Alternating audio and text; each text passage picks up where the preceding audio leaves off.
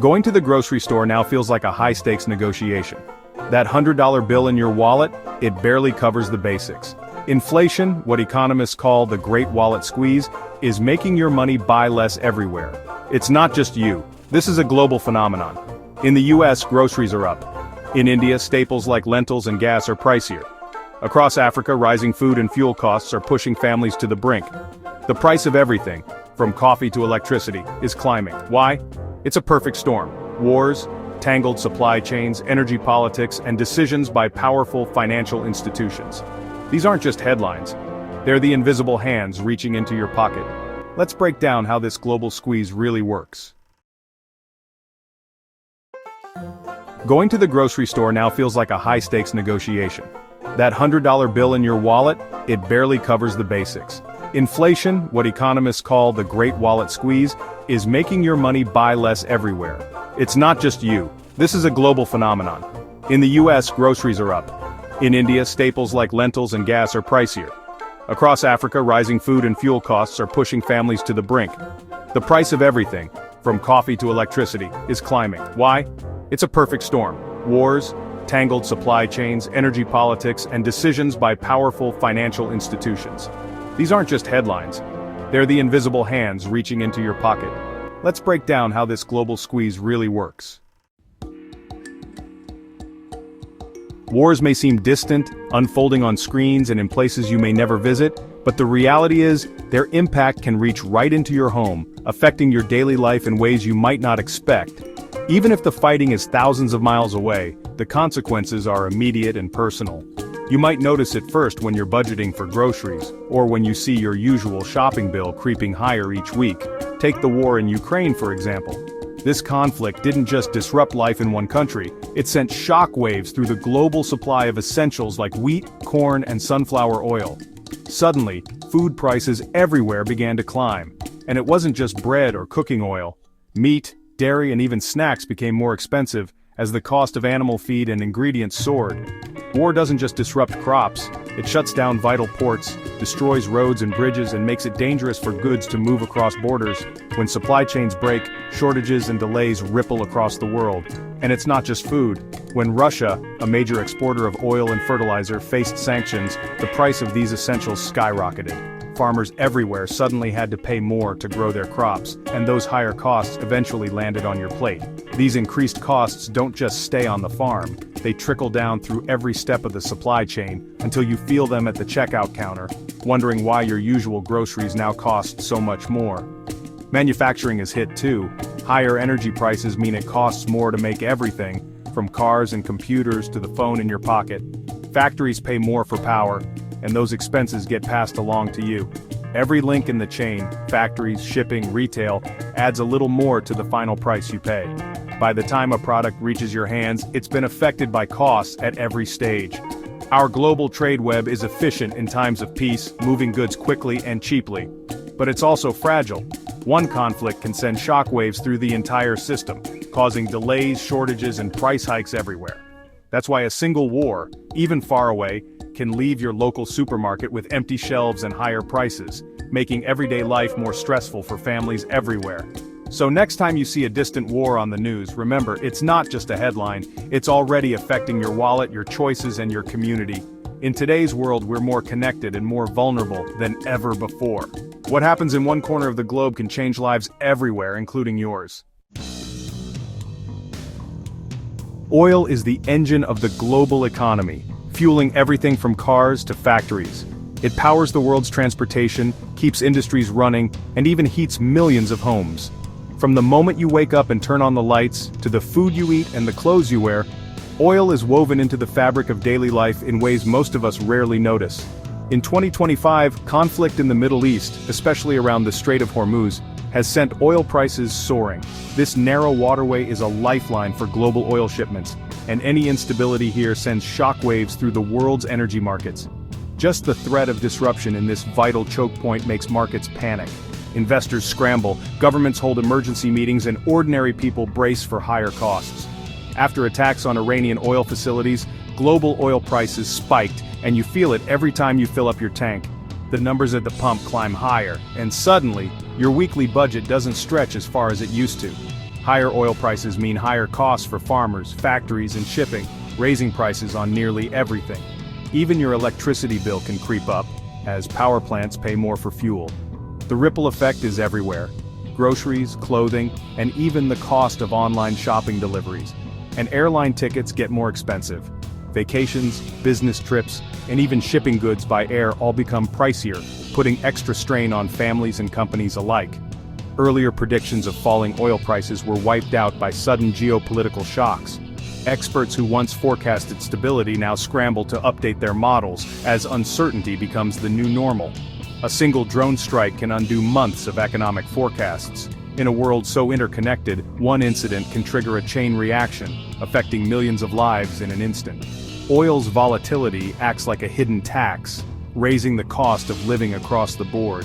Families are forced to make tough choices, cutting back on extras, rethinking commutes, and stretching every dollar. Every product you buy, every service you use is touched by oil.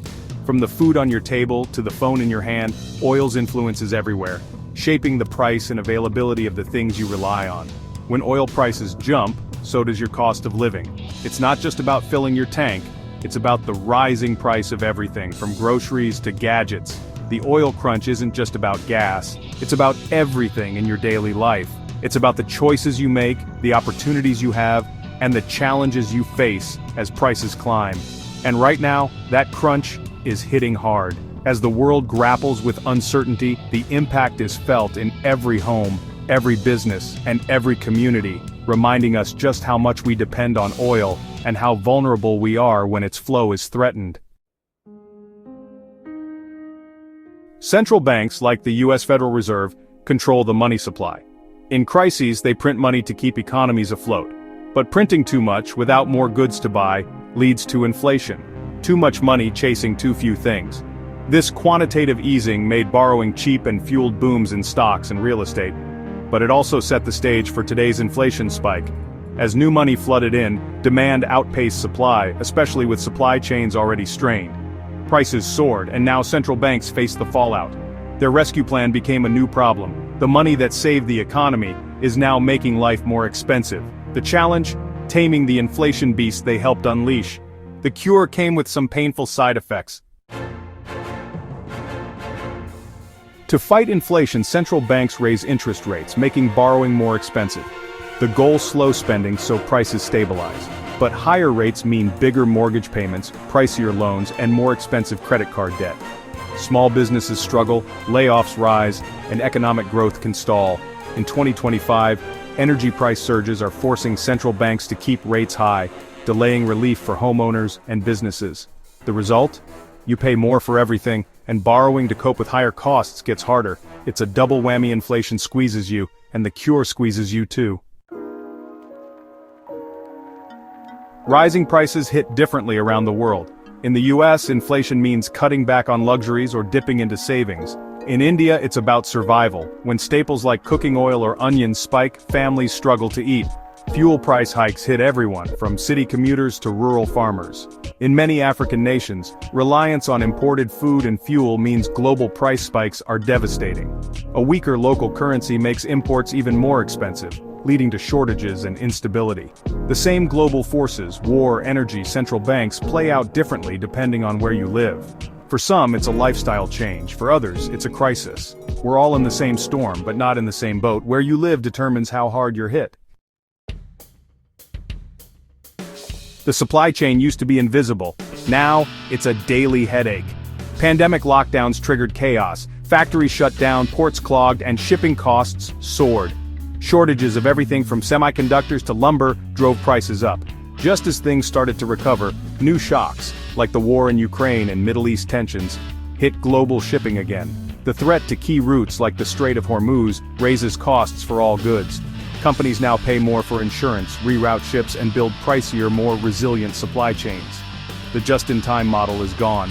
Holding more inventory costs more. All these changes add a permanent layer of expense to what you buy.